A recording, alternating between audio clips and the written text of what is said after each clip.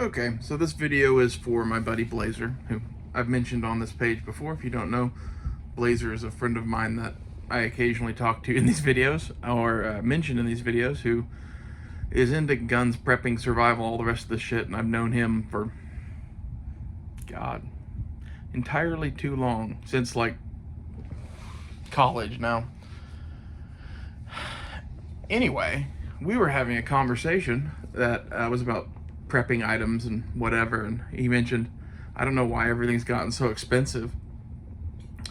So this video's for him, and it's all about inflation and why that's happening, what happened, who's to blame, and other things.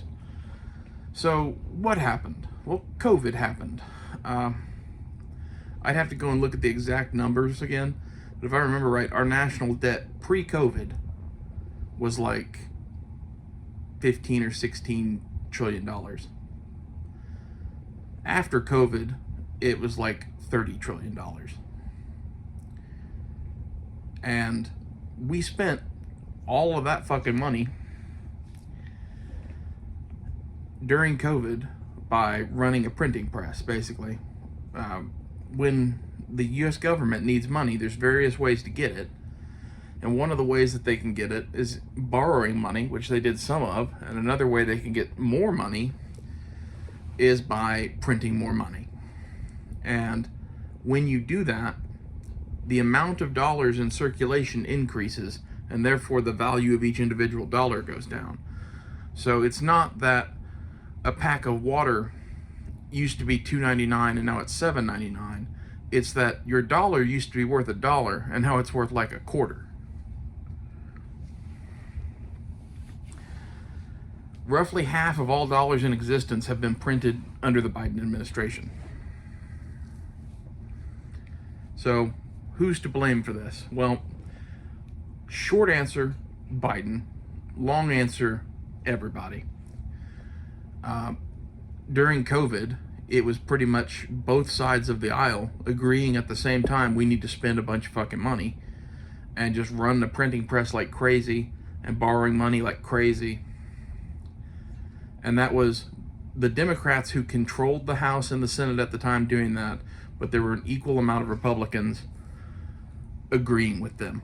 And that gave them super majorities in both the House and the Senate to do whatever the fuck they wanted. So you could blame Trump for that because it happened under Trump's administration, but it was the Democrats that were actively controlling Congress at the time. The stuff that has happened since then wasn't Trump. Because basically immediately after that we got Biden. And what has the Biden administration done? Oh, there's problems here. Printer go brrr. You know, let's just spew out more fucking money. Because that's the answer to all of life's problems, is spending more money. And it's created a situation in the US where you're still getting paid the same, but the dollars that you're being paid in are worth a quarter to half of what they were 5 or 6 years ago. This is called inflation for the uninitiated. And it's been happening since the dawn of time, but in more recent years, it gets worse and worse every year. Like, what was it, in the 50s, they took us off the silver standard. It was in the 30s, they took us off the gold standard. And what that is where your money is actually a note that is worth X amount in silver. You can take that dollar bill to a bank and get $1 worth of silver, which used to be an ounce of silver. Back when it was gold, it was the same thing, but it was gold. Ever since then, we have been running some sort of fiat currency, which did okay until the 70s, and then it's had its ups and downs ever since. It's been kind of going more and more downhill with more and more speed every year since the 70s. This is why, you used to hear your grandpa bitch about gasoline used to be 25 cents. Yeah, well, you're experiencing it quickly here in your real life, where what we're experiencing is like a transitory hyperinflation or a minimized one of some sort, where We printed up a whole bunch of money in a very short time and borrowed a whole bunch of money in a very short time, and that has caused our money to devalue. If they keep doing this, we will go into what's called runaway hyperinflation, where, you have to have a wheelbarrow full of $100 bills to buy a loaf of bread. And for those of you going, that'll never happen, that exact same thing happened in like 1930s Germany before Hitler took power. You wonder, how could the Germans have ever thought Hitler was a good guy and a good idea? Hitler was saying he was going to fix that shit, which he did. He did it through a fascist state and a bunch of other horrible shit. But, say what you will about the man. He got the finances of Germany under control. It's like, that's why Joe Biden is worse than Hitler. At least Hitler loved Germany.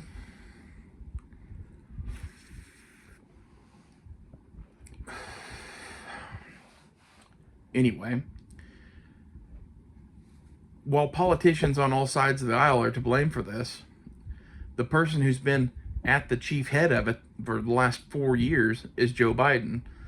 And now that extends to his running mate Kamala Harris, who is running for president, who represents nothing but more of the same. I'm hoping if Trump gets into power that he fixes this problem. But in the Trump presidency, he did the same thing as Obama and the same thing as Bush before him, which is that he spent more money than any other president in the history of presidents. It's not just Trump that did that. Biden has done that. Trump did that. Obama did that. And Bush did that. When Bush took office, we had like a $4 trillion national debt, something in that neighborhood. When he left office, it was twice as big. It was $8 trillion. When Obama came in, it was that same thing. And when he left office, it was $16 trillion. Trump spent money. I don't really remember how much, but whatever the national debt was at the end of that was what his was. He did a better job than any of the others, to be honest, but he still spent as much money as Obama did. And on top of that, then COVID happened, which ended up, when Trump was leaving office, our national debt ended up at like $30 trillion. Some of that was because Trump was spending money like all the other presidents. Some of that was because COVID happened. So, debate amongst yourselves who's really to blame for that shit. It always ends up being the man at the top that gets blamed for it one way or another, though. The people that control the purse strings are Congress. Congress spends the money, and that is the House of Representatives, not the Senate and the House. When I say Congress, sometimes I mean both houses. In this instance, I'm meaning the House of Representatives. They literally control the purse strings of the country. They spend the money, and they were controlled by the Democrats. And then their Democratic president took over and spent more money than anyone in the history of the fucking country again. They just continue to do this every fucking cycle. And if Trump does this again, and then we have another Democrat under Trump who does this again, your money's just going to increasingly be worth less and less. This is why people buy gold and silver and shit, and you see people talking about doing that as a hedge against inflation or whatever. The reason it's a good investment, the reason gold is at the highest price it's ever sold for in the history of the United States, that's because they keep printing money. As long as they're printing money and taking out more national debt, which are kind of an interrelated thing, they do them at the same time, it hides some of the inflation in debt and hides some of the debt in inflation. It's a scam to make you not notice it as much. Excuse me. In any case, if they continue to do this over the next 20 years, we are doomed. Just as a nation and a society. They're going to have to completely reevaluate our currency and come up with a new form of currency, and all of that shit means leaning on the World Economic Forum and probably having a digital currency of some form, which they could just hyperinflate even fucking more, because now it doesn't even cost money to print bills. Now you can just print as much as you like by typing into a keyboard. By the time it's your great-grandchildren, running an all-digital currency, like a loaf of bread will literally be $100, and no one will think anything of it. It'll be, well, Grandpa's talking about how bread used to be $3 again.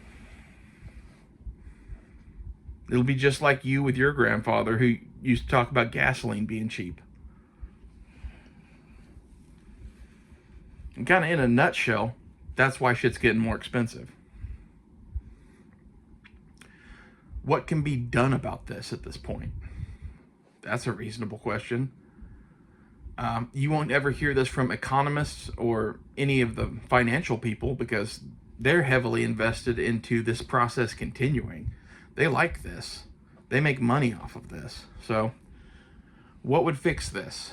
Going to a gold or silver-backed currency would help. It would be a painful process at this point because basically making the dollar an ounce of silver again,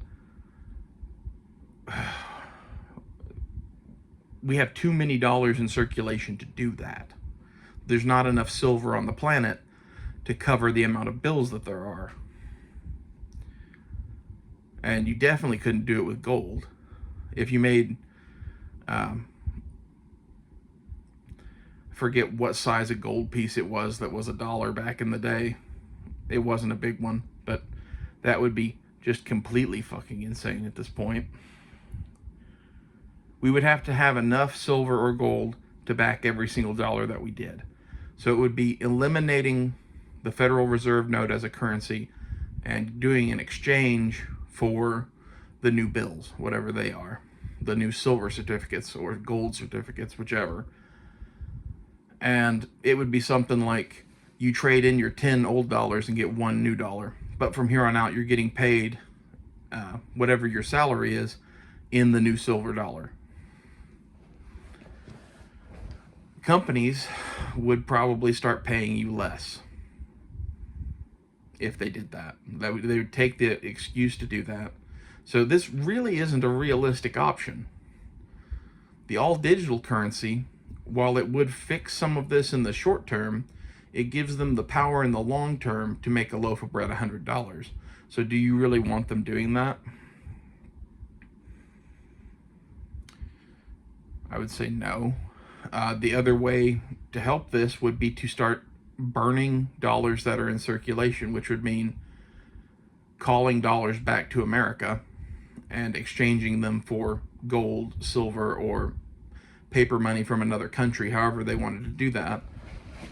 Because in banks all around the world, there's a bunch of people who want their money to be in US dollars for various reasons, usually that their own country's currency is extremely unstable. And American currency, while it is total shit right now, is still the shiniest turd in the punch bowl or whatever. Like, there's nothing better. And that's what Russia is trying to do by making their currency gold-backed. And that's what the BRICS nations, which is Brazil, India, Russia, China, and many others, they are trying to form together and all have gold-backed currencies to survive this impending doom of the Western world that is the death of the US dollar. The only thing keeping the US dollar afloat at the moment is the fact that to buy oil from the oil-rich countries in the Middle East, you have to do it in US dollars. And there's a shitload of US dollars bound up in that process, whether it's people holding them to buy oil, people who just got paid in oil and money for oil, or people that have made a lot of money over the years selling oil and have large bank accounts of US dollars. If they ever decide to stop doing that, that will just automatically send a bunch of money home because they're going to exchange it for a foreign currency in the Federal Reserve System, which they can do at any time that they want. Yeah. Don't we live in a fucked up world? That's called the petrodollar, and it's what's been keeping us afloat since the 70s or the 80s,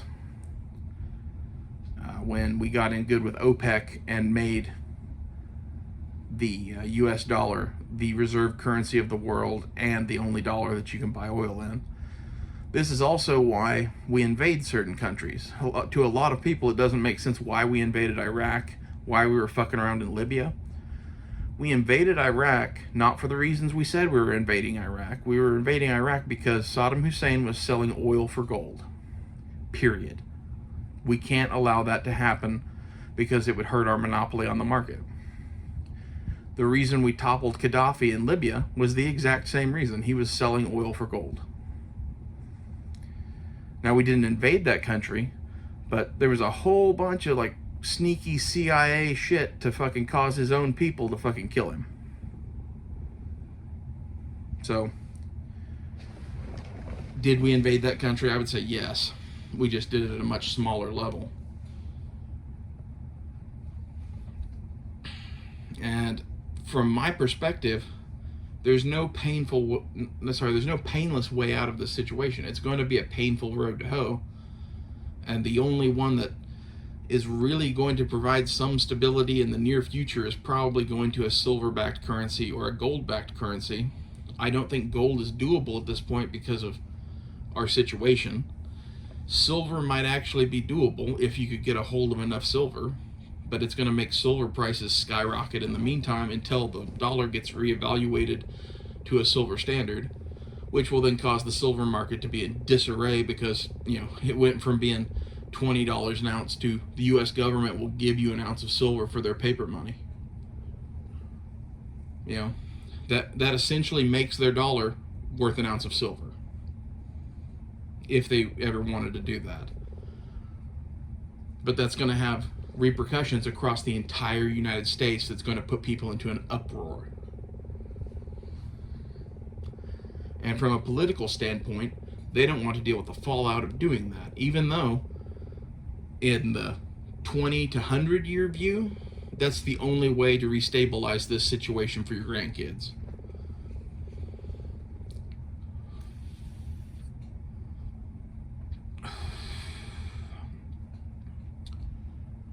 From the 5-year view,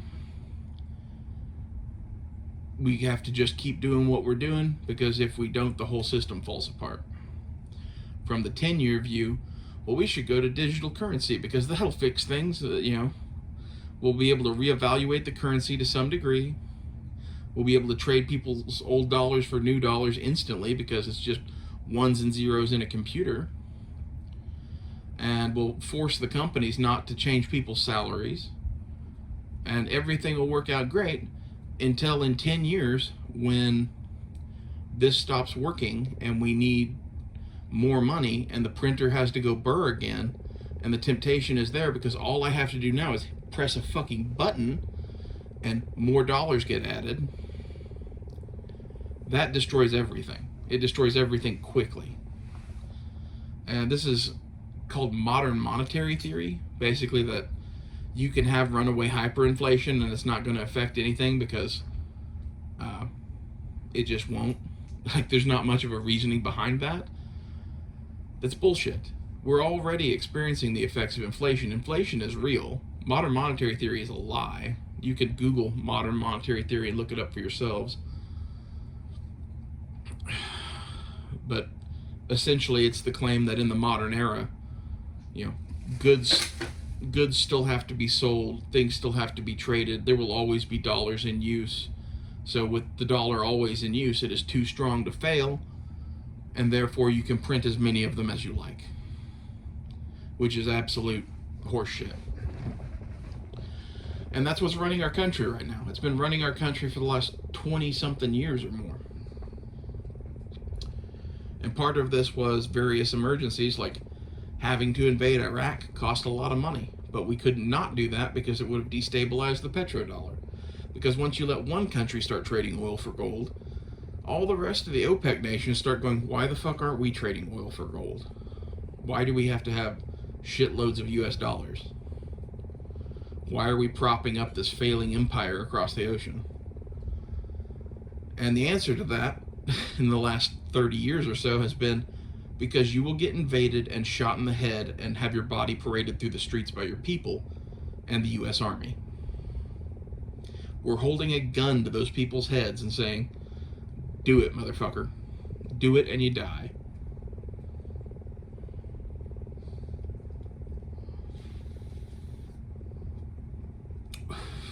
which we can afford to do because we have the largest military in the world and we spend so much money on our military that it has to pay us back in some way or shape or form somewhere, right? And that's how it does it. That's how we justify having this big expensive military. Is it is the gun to the head of all of these Arab states and many other states around the world that have oil, that if you fuck with selling oil for gold, you fuck with the US dollar, which means you're fucking with the US and their money and their army.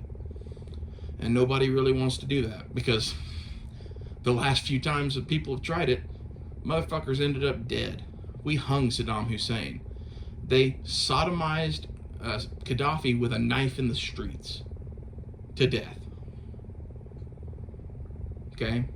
And everyone in those countries around the world that sell oil and run these countries know this for a fact. They watched it happen. They know why Gaddafi died. They know that the CIA caused him to be sodomized in the street with a knife by his own people. They don't think, oh, well, there was some Arab Spring revolution and all of this shit. They know for a fact what happened. They're not stupid. The American people are kind of stupid because we watch TV, and on the TV it says all sorts of nonsense.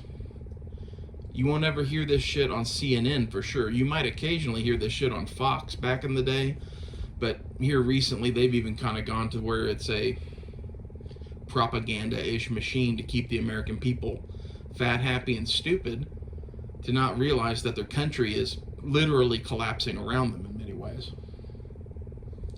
And that as a result of some of this collapsing and us being tested by foreign adversaries, we have to have Gaddafi, sodomized with a knife in the streets. We have to hang Saddam Hussein. Like, there's no way around that. If you didn't do that, I guarantee you places like the UAE or Qatar or Saudi Arabia would stop using the dollar. Maybe not Saudi Arabia, we're kind of tight with them, but some of the smaller countries for sure would have started doing it.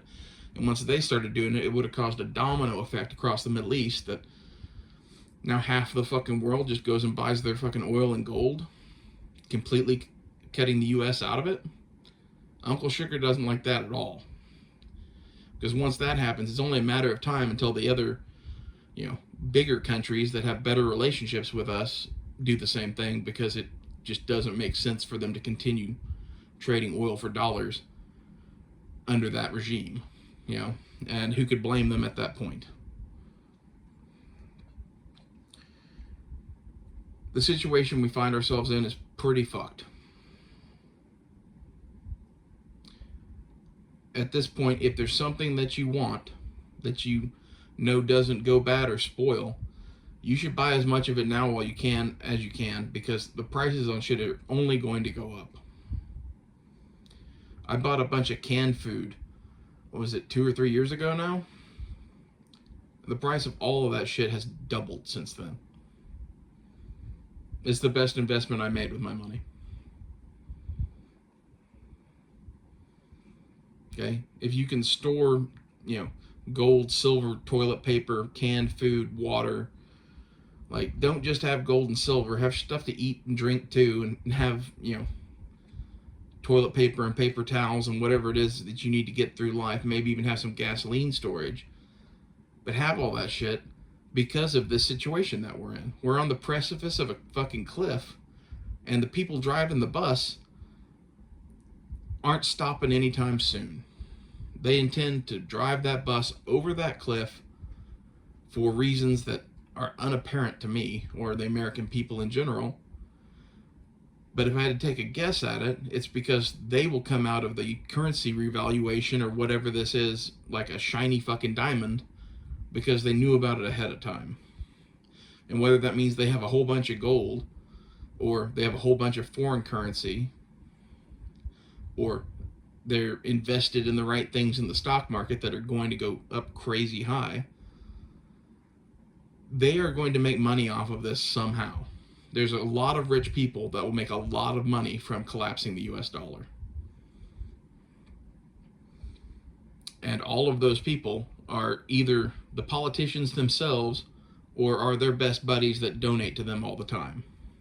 The George Soroses of the world, George Soros, who's made his fortune over the years causing countries' currencies to collapse and investing correctly in the before times and then using that shit in the after times to enrich himself and make his own little version of the world, basically. That's literally how that man made his money. You can look into it. There was a currency collapse in Germany that he took a big part in. There was a currency collapse in the UK he took a big part in. All sorts of other stuff. This is a real thing that's really happening. And is it going to collapse this year? Probably not. Is it going to collapse within the next 20 years? 100%. If they keep doing the shit that they're doing, I honestly thought we would have collapsed by now. If you had asked me in like 2006 or 2008, hey, if the U.S. debt gets to $30 trillion and inflation is going crazy, would America be fucked? I would have told you yes. But seeing how we've weathered this storm, some of the modern monetary theory stuff holds a little true in that we are such a big economy and a big system that we can absorb a lot of pain before we actually die. We have been dealt a mortal wound, but we're a big, strong motherfucker with a strong heart and a lot of blood. That's kind of the situation that we're in right now. The heart will eventually stop pumping. There will eventually be a severe lack of blood from the loss of blood, and that thing will die. But will that take 20 minutes or will that take 5 days? I don't know. No one knows. And in the terms of this economic shit, will that take 5 years or will that take 25 years or 50 years? No one knows.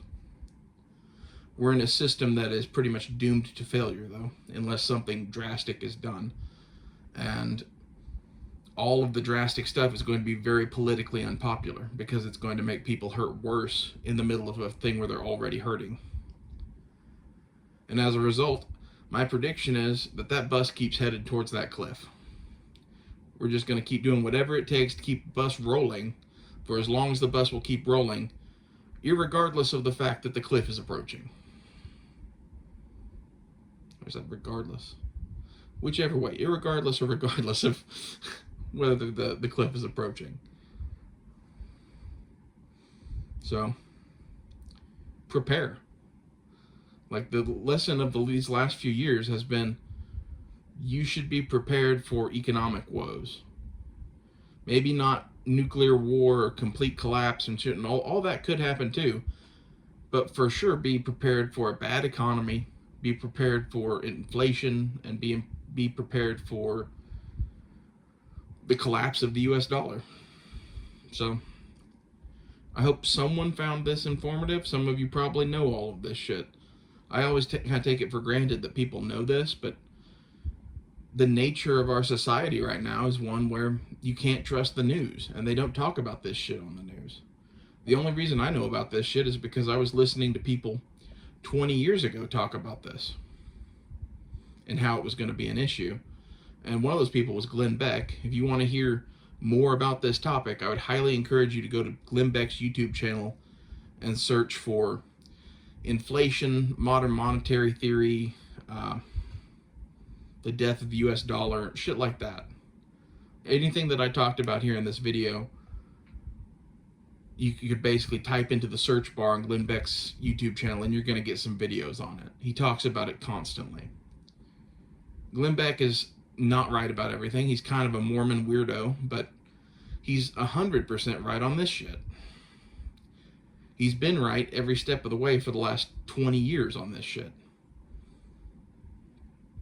And I used to kind of be like, oh yeah, maybe that might happen or whatever. And then he was right, and then he was right again, and then he was right again, and then he was right again. And I'm like, you know what? Maybe he's just fucking right. Maybe we are headed for Weimar Germany and, $10,000 for a loaf of bread. I mean, look at the prices in your grocery store right now compared to 6 years ago. It's fucking nuts. Everything is twice as expensive. So thank you for watching, and I'll see you guys later.